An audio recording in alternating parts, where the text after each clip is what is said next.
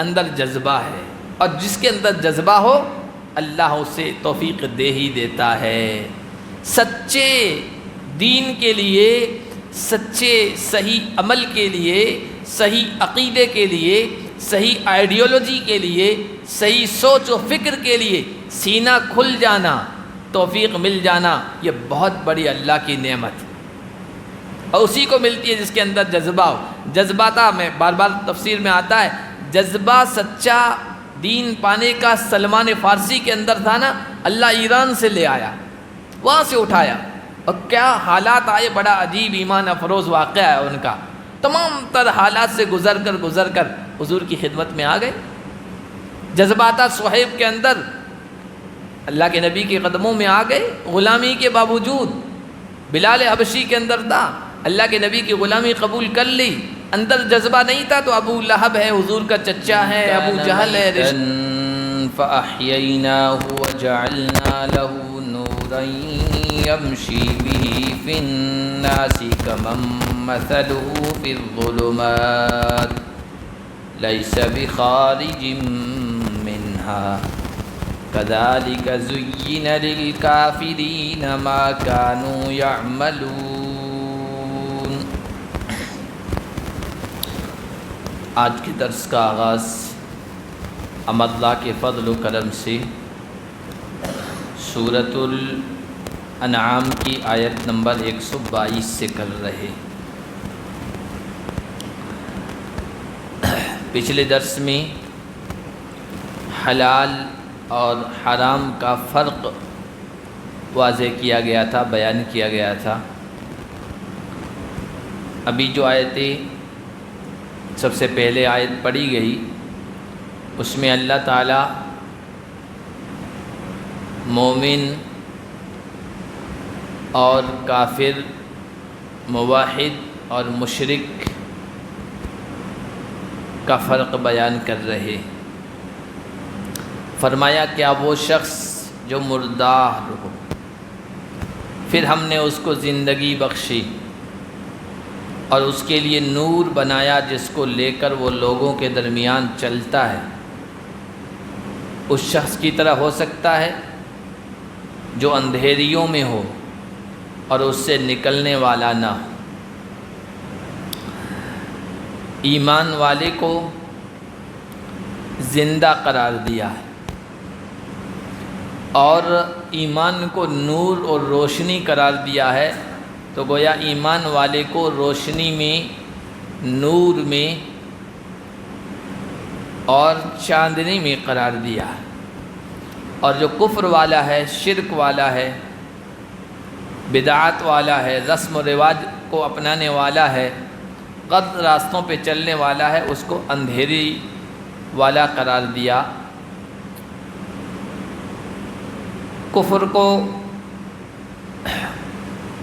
اسی طرح شرک کو، رسم و رواج کو مردار قرار دیا ہے۔ جو شخص ان میں ہے وہ گویا مردہ ہے، جس طرح مردہ چیزوں کی حقیقتوں سے بے خبر رہتا ہے، اس کو کچھ پتہ نہیں، اسی طرح کافر جو ہوتا ہے وہ بھی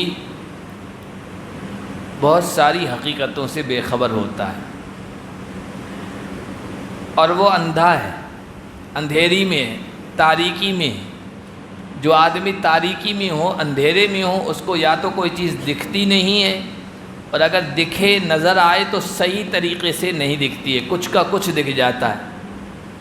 اور جو روشنی میں ہوتا ہے وہ ہر چیز کو اپنے آنکھوں سے دیکھتا ہے، اس چیز کی حقیقت کو دیکھتا ہے اور اس کا مشاہدہ کرتا ہے۔ فرمایا ایمان والے کی مثال اور کفر والے کی مثال بھی ایسی ہی ہے۔ کذالک زین للکافرین ما کانوا یعملون، اسی طرح کافروں کے لیے وہ کام خوبصورت بنا کر پیش کر دیے گئے ہیں جو وہ کرتے ہیں۔ دنیا میں جتنے بھی غلط کام ہو رہے ہیں نا، غلط کام کرنے والے ان کو اچھا سمجھ کے کر رہے ہیں۔ کفر کرنے والا کفر کو اچھا سمجھ رہا ہے، شرک کرنے والا شرک کو اچھا سمجھ رہا ہے، بدعات اختیار کرنے والا بدعت کو اچھا سمجھ رہا ہے، اور اب بتوں کی پوجا کرنے والا بتوں کی پوجا کو اچھا سمجھ رہا ہے، قبروں پہ سجدہ کرنے والا قبروں کے سجدے کو اچھا سمجھ رہا ہے۔ اگر وہ غلط سمجھتا تو تھوڑی کرتا، بلکہ یہ بتوں کی پوجا کرنے والے اپنی چیزوں پر اتنے گویا اعتماد ہے کہ ہم جو کر رہے ہیں وہ صحیح ہے باقی غلط۔ یہ کیا ہے؟ یہ زین للکافرین ما کانوا یعملون، جو کافر کام کر رہے ہیں ان کو خوبصورت بنا کر پیش کر دیا گیا ہے۔ شیطان نے ایسی پٹی پڑھائی ہے کہ ان کو اپنا غلط کام بھی اچھا لگتا ہے۔ وَكَذَلِكَ جَعَلْنَا فِي كُلِّ قَرْيَةٍ أَكَابِرَ مُجْرِمِيهَا لِيَمْكُرُوا فِيهَا، اسی طرح ہم نے ہر بستی میں بڑے بڑے مجرم بنائے ہیں تاکہ وہ اس میں مکر کریں، سازشیں کریں۔ اللہ کے نبی صلی اللہ علیہ وسلم کو تسلی دی جا رہی، مکہ کے کفار قریش کے بڑے بڑے سردار اللہ کے نبی صلی اللہ علیہ وسلم کے خلاف سازشیں کرتے تھے، چال بازیاں کرتے تھے، آپ کے مشن کو ختم کرنے کی اور کمزور کرنے کی کوششیں کرتے تھے۔ اللہ کے نبی صلی اللہ علیہ وسلم خلوص کے ساتھ بغیر کسی غرض و لالچ کے ان کو سمجھاتے تھے، اور وہ سامنے سے ٹھکرا دیتے تھے تو اللہ کے نبی کو غم ہوتا تھا، تکلیف ہوتی تھی، دل دکھتا تھا۔ تو تسلی دی گئی، اے نبی یہ صرف آپ کے ساتھ معاملہ نہیں ہو رہا ہے، آپ کے جو بھائی پہلے گزرے ہیں، نبی، رسول، میرے پیغمبر، ان سب کے ساتھ یہ معاملہ رہا۔ جس بستی میں، جس علاقے میں، جس خطے میں، زمین کے جس ٹکڑے میں ان کو بھیجا گیا نا، وہاں کے بڑے جو چودھری تھے، سردار تھے اور قوم کے لیڈر تھے، انہوں نے ہمیشہ نبیوں کے خلاف محاذ و مورچہ سنبھالا ہے، اور نبیوں کے مشن کو ختم کرنے کی کوشش کی ہے، لوگوں کو اس سے روکنے کی کوشش کی ہے۔ یہ صرف آپ کے ساتھ معاملہ نہیں ہو رہا ہے۔ وَمَا يَمْكُرُونَ إِلَّا بِأَنفُسِهِمْ وَمَا يَشْعُرُونَ، یہ جو چال بازیاں کر رہے ہیں، مکر کر رہے ہیں، تدبیریں کر رہے ہیں، اور ہر زمانے میں کرتے ہیں، نبیوں کے زمانے میں کی ہے، اور نور کے خلاف، روشنی کے خلاف، حق کے نور کے خلاف، سچے دین کے خلاف ہمیشہ ہو رہا ہے۔ آج کیا نہیں ہو رہا ہے؟ پوری دنیا میں بھی ہو رہا ہے، ہمارے یہاں بھی ہو رہا ہے۔ یہ اسلاموفوبیا، اسلام دل و دماغ پہ سوار ہے لوگوں کے، اور اسلام کے راستے کو روکنے کے لیے، اس کے راستے میں روڑے اٹکانے کے لیے پوری تدبیریں ہو رہی ہے، سازشیں ہو رہی ہے۔ ہر کچھ دن کے بعد نیا مدعا لاتے ہیں، نئی چیز کھڑی کرتے ہیں، لوگوں کو ورغلانے کے لیے، اسلام سے دور ہٹانے کے لیے، نئے نئے نام، نئے نئے نعرے، نئے نئے جو ہے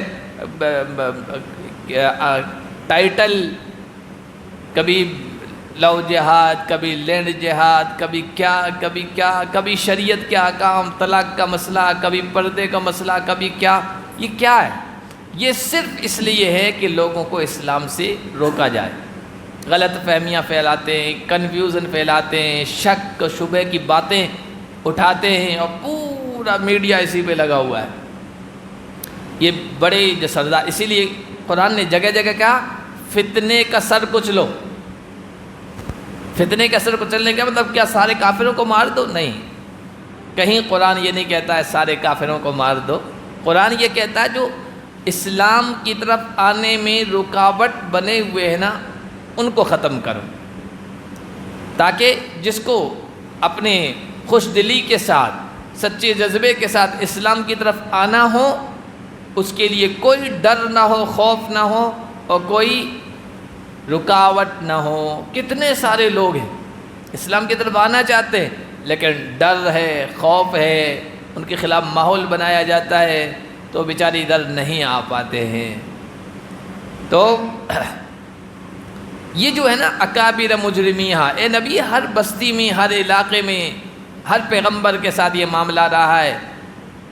جو فتنے کے سردار ہوتے ہیں ہر علاقے کے، وہ رکاوٹیں کھڑی کرتے ہیں، کیونکہ ان کو اپنی چودراہٹ کا، اپنی قیادت کا، اپنی لیڈری کا، اپنی سرداری کا مسئلہ ہوتا ہے۔ نبیوں کی بات مان لیں گے، سچے لوگوں کی بات مان لیں گے، تو ان کو فالو کون کرے گا؟ ان کی ہاں میں ہاں کون ملائے گا، ان کی جے کے نعرے کون لگائے گا، ہمیشہ یہ مسئلہ رہا ہے۔ اور اللہ نے فرمایا دیکھو یہ کوششیں کریں گے، تدبیریں کریں گے، لیکن ان کی تدبیریں کامیاب نہیں ہو سکتی ہے۔ آخرکار نور کو تو پھیلنا ہے، روشنی کو پھیلنا ہی پھیلنا ہے، دین حق کو پھیلنا ہی پھیلنا ہے۔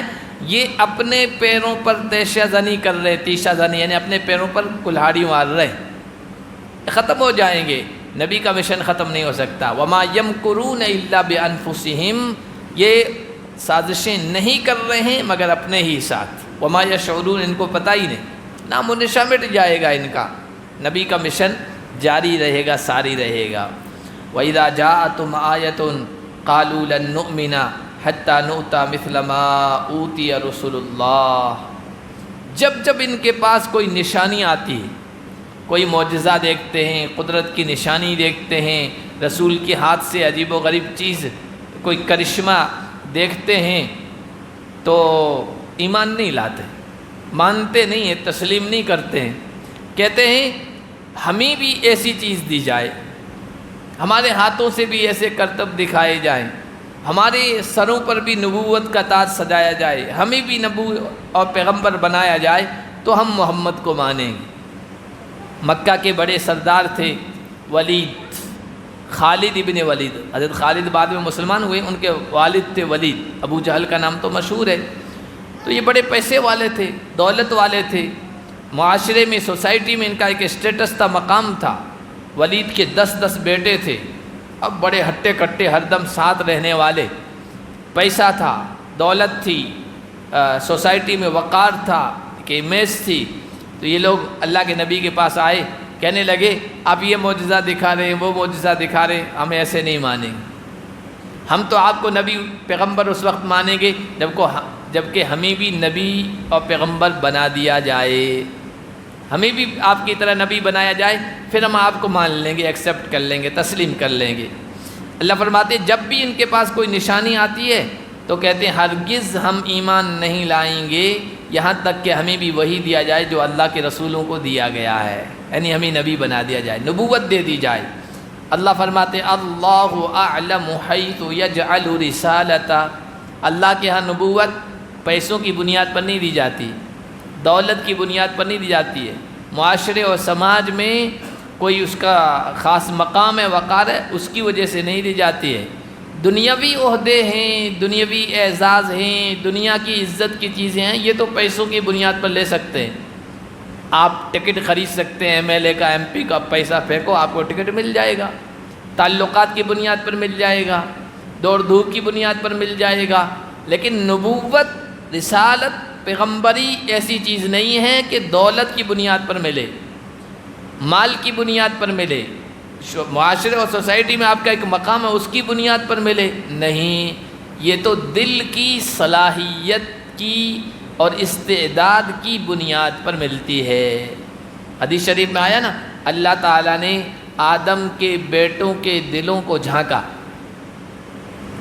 اور ان میں سے جو بہترین دل تھے، پاکیزہ دل تھے، طیب تھے، اللہ تعالیٰ نے ان کو منتخب کیا، ان کو چنا نبوت اور رسالت کے لیے۔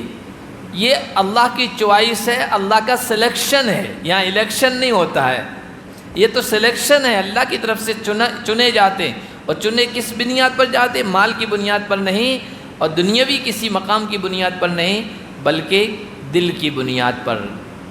تو اللہ اعلم حیث یجعل رسالتہ، اللہ بہتر جانتا ہے کہ اپنی رسالت اور پیغمبری کو کہاں رکھے، یعنی کس کو رسول بنائے۔ مالداروں کو نہیں بنایا، مکہ کے یتیم کو بنا دیا، عبداللہ کے بیٹے محمد کو، جن کے پاس ظاہری اسباب نہیں تھے، مال دولت نہیں، یتیم پیدا ہوئے، اللہ نے ان کو چن لیا۔ سیصیب الذین اجرموا صغار عند اللہ وعذاب شدید بما كانوا یمکرون۔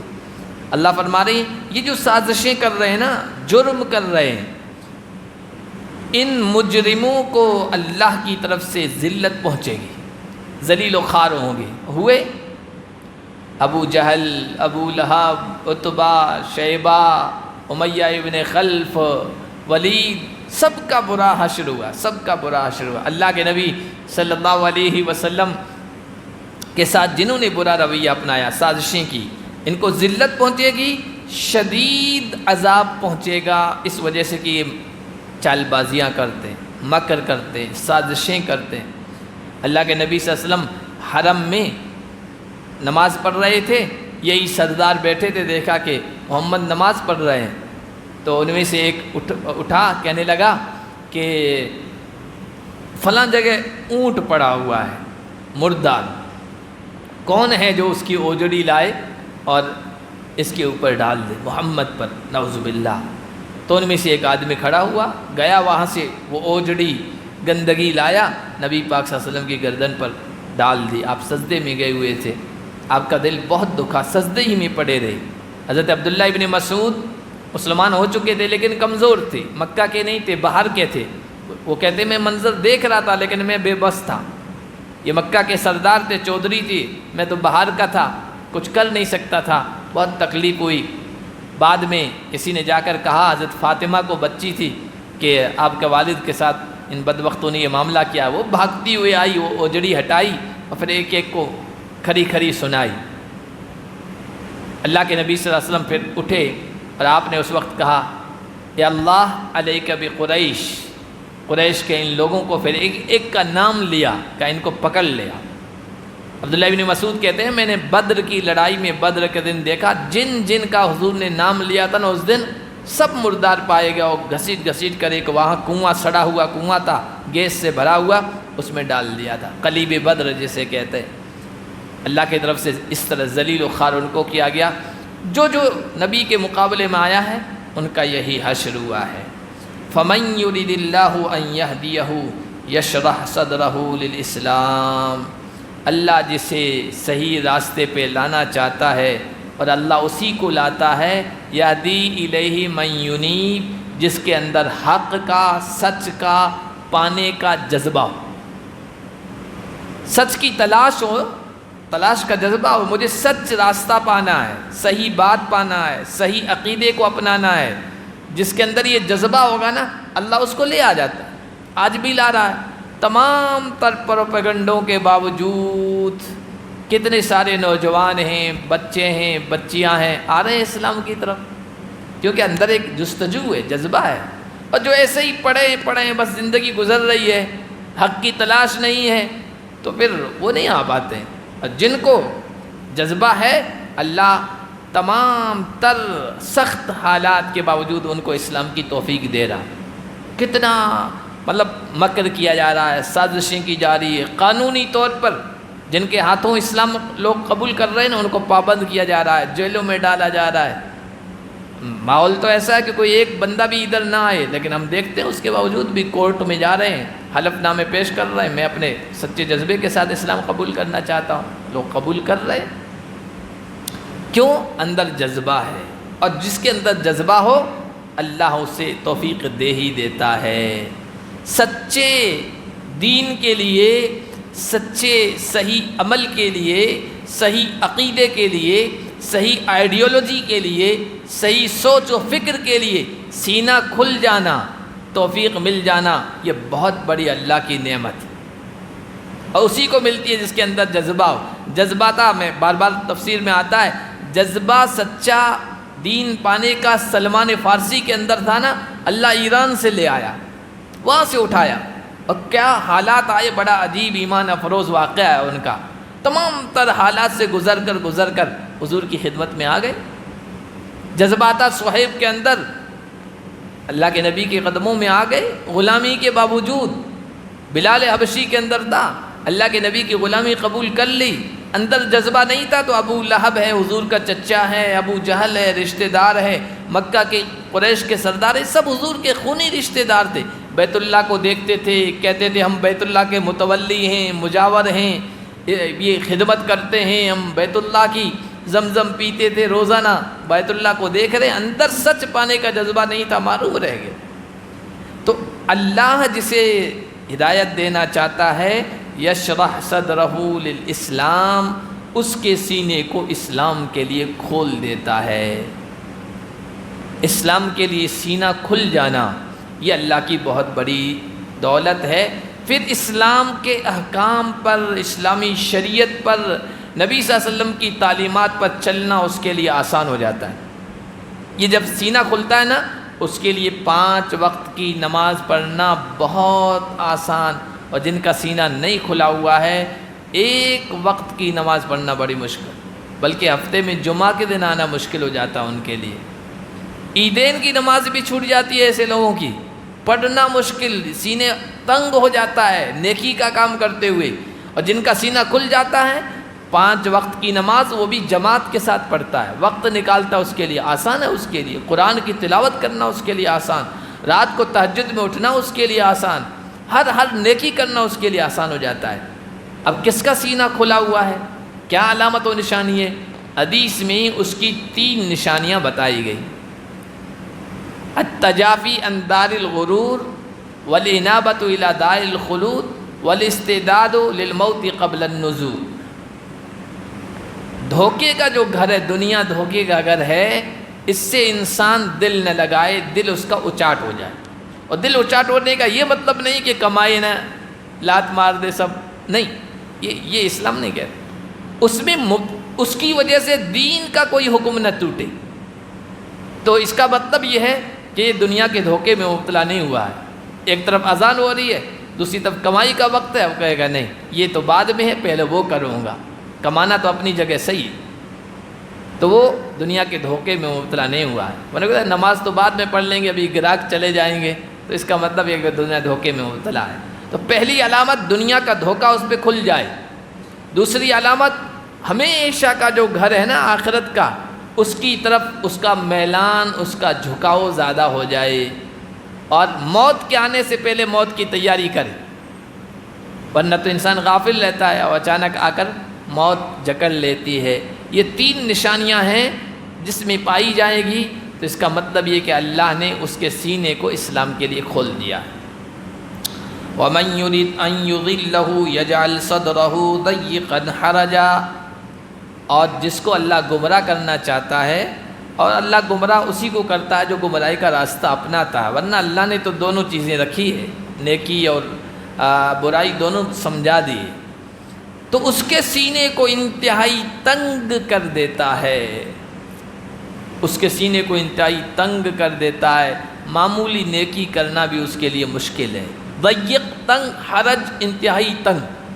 حضرت عمر رضی اللہ تعالیٰ عنہ نے ایک بدو سے، دیہاتی سے پوچھا تھا یہ حرج کیا ہے، تو انہوں نے کہا کہ کہیں جنگل میں ایسا ہوتا ہے، درخت ایک جگہ ہوتے ہیں، بالکل گنجان درخت ہوتے ہیں، آس پاس بالکل درخت ہیں، بیچ میں ایک درخت ایسا ہے کہ وہاں تک پہنچا نہیں جا سکتا، اس کو حرج کہتے ہیں۔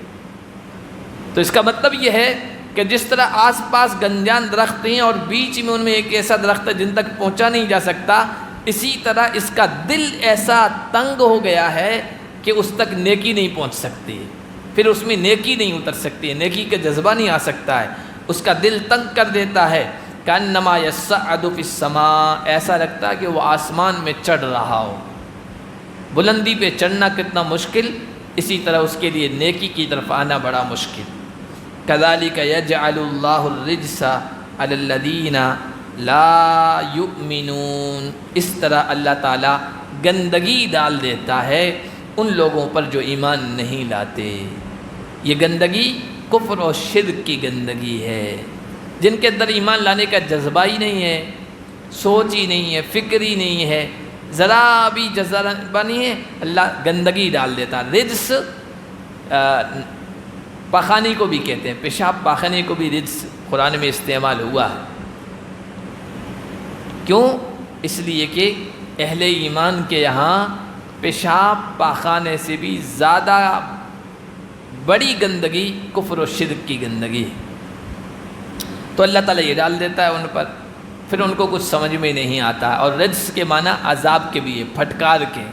اسی طرح اللہ تعالیٰ ایمان نہ لانے والوں اپنی پھٹکار لگا دیتا ہے، عذاب ڈال دیتا ہے۔ وَهَذَا صِرَاطُ رَبِّكَ مُسْتَقِيمًا، یہ تمہارے رب کا راستہ ہے سیدھا، ایمان کا راستہ، نور کا راستہ جو اللہ تعالیٰ بیان فرما رہے ہیں، یہ تمہارے رب کا راستہ ہے بالکل سیدھا۔ قد فصلنا الآیات لقوم یذکرون، ہم نے یہ آیتیں، یہ نشانیاں کھول کھول کے بیان کر دی ہیں ان لوگوں کے لیے جو نصیحت حاصل کرتے ہیں۔ جو نصیحت حاصل کرنا چاہتا وہ ان مثالوں سے سمجھ جائے گا جو کفر کی اور ایمان کی اور توحید کی اور شرک کی اور کافر کی اور مومن کی بیان کی گئی ہے۔ جو سمجھ جائیں گے، نصیحت حاصل کر لیں گے، اللہ فرماتے ہیں لہم دار السلام، ان کے لیے سلامتی کا ٹھکانہ ہے۔ جنت کا نام بھی دار السلام ہے، اس لیے کہ وہ سلامتی کا گھر ہے۔ دنیا جو ہے نا، دنیا پریشانیوں کا گھر ہے۔ یہاں کوئی سکون کی چیز ایسی نہیں ہے جس میں غم پریشانی کا کانٹا نہ ہو۔ ابھی صحت مند ہیں تو بیمار ہونے کا خدشہ لگا ہوا ہے، ابھی مالدار ہیں کل کیا ہو جائے، سڑک پہ آ جائے، سارا لٹ جائے، اس کا خدشہ لگا ہوا ہے، کیونکہ اس کی مثالیں ہم دنیا میں دیکھتے رہتے ہیں۔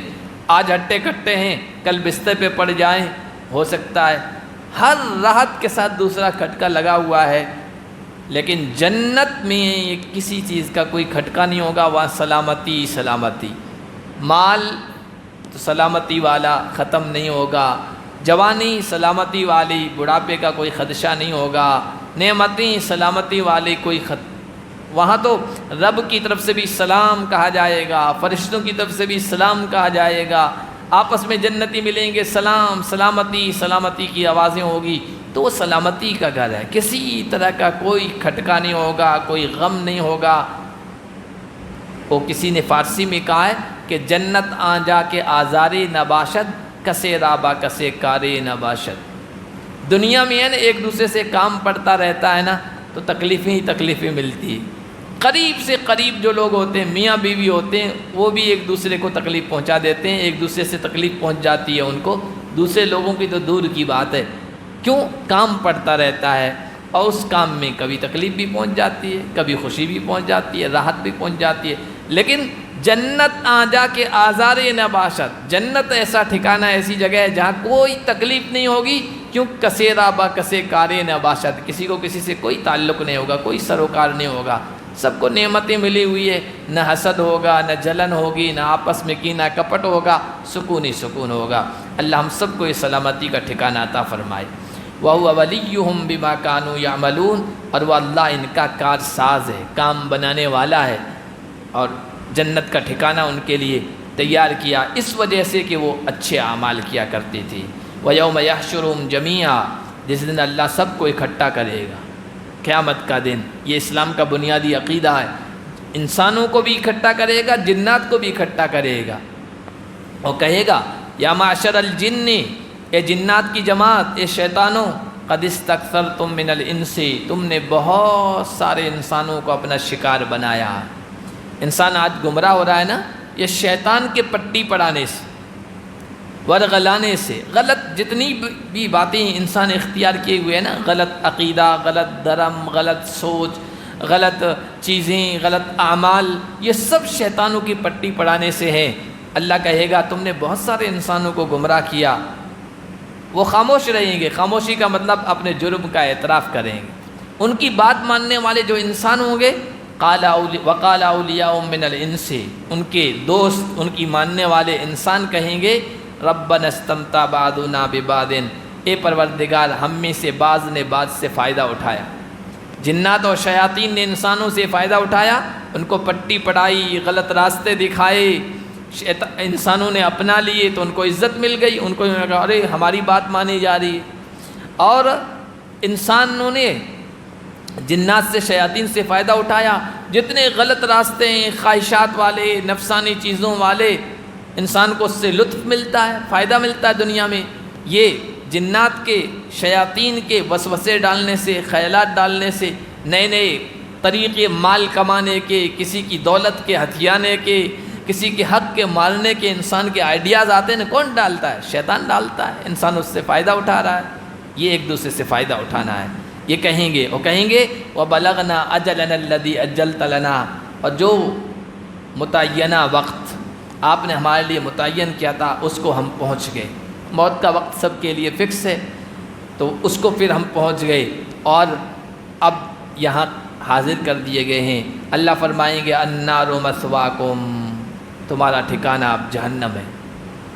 جنات بھی اور شیاطین بھی اور ان کے ماننے والے انسان، ان سے کہا جا رہا ہے خالدین فیہا، اس میں ہمیشہ ہمیشہ رہو گے، الا ما شاء اللہ، مگر یہ کہ اللہ چاہے۔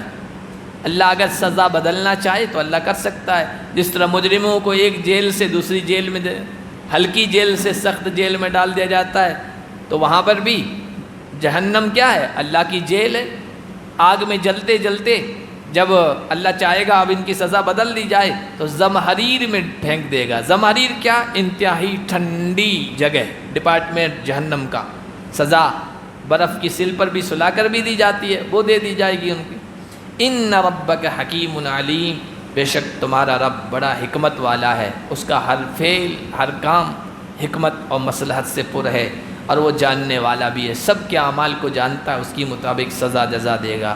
وَكَذَلِكَ نُوَلِّي بَعْضَ الظَّالِمِينَ بَعْضًا، اس طرح ہم بعض ظالموں کو بعض کے ساتھ ملا دیں گے، ایک دوسرے کے ساتھ ملا دیں گے۔ جتنے بھی ظالم، شرک کرنے والا، کفر کرنے والا، گناہ کرنے والا، جرم کرنے والا، نافرمانی کرنے والا، ہم وہاں ایک دوسرے کے ساتھ ملا دیں گے، ان سب کو جہنم میں ڈال دیں گے۔ اگرچہ جہنم کا شعبہ الگ الگ ہوگا لیکن جہنم میں سب کو ڈال دیں گے، اس وجہ سے جو وہ کیا کرتے تھے، کفر و شرک و نافرمانی و سرکشی۔